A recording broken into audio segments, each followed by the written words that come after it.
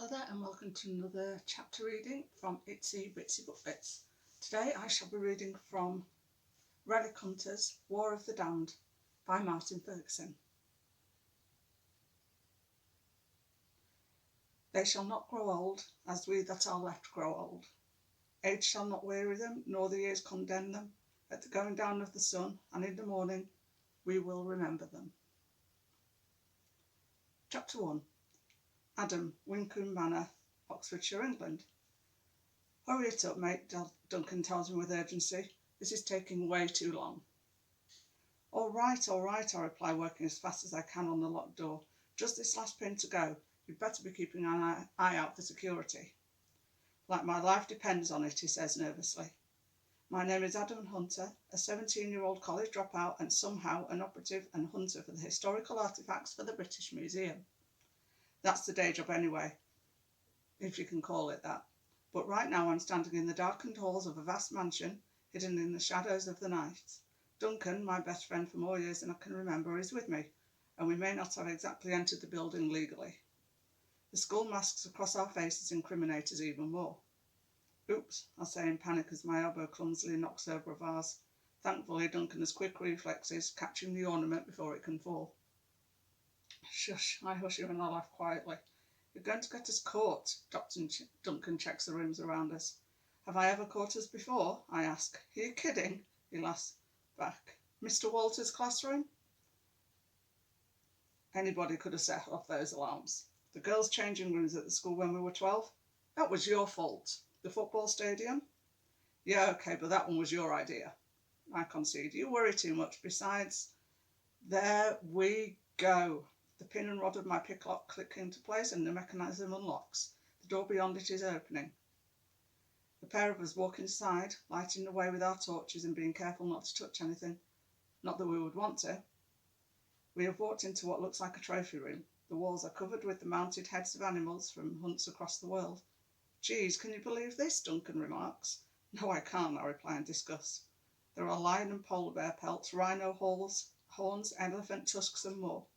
Heads of a dozen different species, all listed as endangered, line the walls along with framed photographs. I take in everything, paying particular attention to the photographs, especially those including the hunters. They look proud in their victory and wear sickening smiles. Have you got enough? Duncan asks, obviously creeped out and eager to go. Yeah, I tell him as I lead us out the room. Right, let's get out of here, he says. See, I told you it would be quick and easy, I boast as I close the door to the trophy room behind us. As soon as the door closes, a shrieking siren echoes throughout the mansion. The lights of every room flash on. You had to say it, didn't you? My friend utters in disbelief. That's our cue to leave, I tell him. Grabbing Duncan and my backpack, we run towards the staircase and hurtle up the steps. Below us, we hear the security guards storming inside, men and women shouting and dogs barking. Now the real fun begins. Abby, are you with me? I ask via my earpiece. Every step of the way, the young historian at the British Museum replies. If Charles or your brother knew what we were doing, we'd be in so much trouble. Not as much trouble as we'll be if those dogs catch us, Duncan replies as he bounds up the steps with me. Why'd I listen to you and your plan, I joke, as we run. My plan? Duncan laughs. This was all your crazy idea. You didn't have to agree to it, I laugh back. You finished setting up? As if you need to ask, Emma Lovell, fellow hunter for the British Museum, replies with her ever-present confidence. I didn't want to get her or Abby involved in this, but when they discovered the equipment I was trying to struggle out of the museum, I had no choice but to tell them. Surprisingly, they were eager to help. I'm now heading towards Sarah. She's in the woods at our rendezvous, Emma tells us. Good, we'll meet you there, I reply. Turn left at the top of the stairs, then through the ballroom, Abby advises, her Irish accent growing stronger with the excitement. Then you should reach the balcony. Got it, I reply as we reach the summit of the staircase and head left. Ahead of us we see security guards running, trying to cut us off, but we reach the ballroom first. We run across the polished floor, pulling tables and chairs down in our wake to slow the pursuing guards and their dogs. Why are you laughing? Duncan asks. You're not enjoying this? I yell back, grinning from ear to ear. Barging through the far doors of the ballroom, we reach the balcony. I hurt along, clambering over the railing and jumping down to the roof of the next part of the building, and then onto the roof of the massive garage below.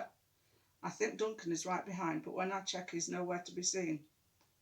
What are you doing? I call back to him, seeing he is still up on the balcony. Taking the shortcut, he yells back. I cry out for him to stop, but he doesn't listen. He's taking a run up and leaping from the balcony. He falls fast and plunges into the swimming pool below. Crossing the garage roof, I jump down, clambering across a parked jeep before dragging my soaking wet friend out of the water. You idiot, you could have got yourself killed, I tell him. Didn't know, did I? He replies with a grin. You're just mad because you're too chicken to do it. Damn right I am, I say, looking back at the pool. Police are on the way, Abby warns us. Good, I say, we'll need them if we're to pull this off. You two out of there yet? She asks with concern. Not yet, Duncan says, just as we are blinded by the searchlights of the security detail. The guards and their dogs surround us. We're trapped with no escape. Give it up, lads, there's no way out, one of the guards orders before summoning his master via the comm system. More guards arrive with one man at their head. Overweight and sweating despite the cold in the night, and barely dressed, he hurries towards us, muttering and swearing under his breath. We recognise him instantly. The Honourable Trevor Winkham. What did you take, he demands. What did you steal from me, you rotten thieves? Nothing, Duncan stares with contempt. We took nothing from you. I hardly believe that, Sir Winkham laughs. Why else would you be here but to steal what you could never possibly afford? We came here to help you celebrate, I tell him, lowering my skull mask so he can hear me clearly. After all, you should be living it up after all your recent successes. I don't know what you mean, replies the owner of the mansion. The lounge, the helicopter, the yacht moored nearby, and the fleet of sports cars in the garage. Your recent windfall, I explain. After all, are you not the Sir Trevor Winkham, knighted by Her Majesty the Queen? Are you not the Sir Trevor Winkham, owner of Home and Life stores? I am, he states proudly, and you are under arrest whether you stole anything or not. The police have already been alerted and are on their way. Good, I say. They'll need to be here. They'll want to meet the Sir Trevor Winkham, the man who drove his business into bankruptcy, casting thousands of employees aside, leaving them jobless without redundancy pay, and use their pensions to fill his own bank accounts. You don't know what you're talking about, boy, he yells at me, the dogs barking furiously, barely held back by their masters. You are the thief, Sir Trevor, I tell him. You stole from your employees' hard-earned pensions, pillaging them to line your own pockets with millions, and leaving your former staff with nothing. I was cleared by the legal system, he snaps at me. You will rot in prison for breaking into my home. You don't have the friends I do. The friends, the judges and the lawyers you paid vast quantity of money to escape justice, I sneer. The same friends you were photographed with during your illegal hunts of endangered species. We saw your trophy room. Those with wealth and power can shape the world as they will, he says, as if he is some great philosopher. Money worked with most, and threats to the welfares and families did for the rest. Wealth and power make the world go round. That's something a penniless thief would never understand. You are the thief, Sir Trevor, I repeat, and the rest of the world knows it now too. I throw in the circular pin that was fastened to my grey leather jacket, a small camera inside, recording everything we saw in the trophy room, and Sir Trevor's angry confession. Sarah Starr, Duncan's girlfriend, is in the nearby woods with Emma, streaming the footage to every social media system in existence. Revenge for her parents, who were formerly employees of Sir Trevor. Every word you just said has been streamed across the world, I tell Sir Trevor as sirens sound in the distance. I think the police will be more interested in you than us. You, he says, blustering with fury, crushing the pin camera under his boot. I will wring your necks with my bare hands before the police arrive. I will see the dogs tear you limb from limb. Time to make your exit, Abby whispers to an earpiece. Ready? I ask Duncan. He laughs in reply, putting in earplugs and pulling on sunglasses. Time to celebrate, Sir Trevor, I say with a grin, donning my own earplugs and sunglasses. Celebrate? He asks in confusion. Celebrate what? You'll see, Duncan replies. Squeezing the trigger in my pocket activates dozens of devices set across the roof of the mansion and throughout its grounds, all rigged to the same explosive. Hundreds of fireworks explode as far as the eye can see. Duncan and I look away just in time, the only ones not blinded as the world around us explodes. Hundreds of fireworks explode as far as the eye can see. We'd be deafened too if not for the earplugs. In the confusion, we sprint for the woods, lost in the chaos as the dogs flee in panic, and the guards and Sir Trevor are stricken blind and deaf by the fireworks. Wow, Emma states repeatedly as I reconnect the earpiece.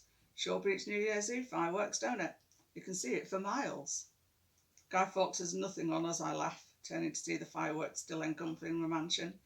Even if our little recording doesn't succeed, at least he'll get fined for noise disturbances. Is Sarah happy? Duncan asks of his girlfriend. Ecstatic, Emma replies. At least this is some payback for her parents. Thanks for doing this, Duncan says to me. Anything for you guys, you know that, I reply. Come on, let's find the others and head for home. Maybe not, Aunt, Abby interrupts. Adam, I've just received word from Charles to bring the team in immediately. We've got work to do.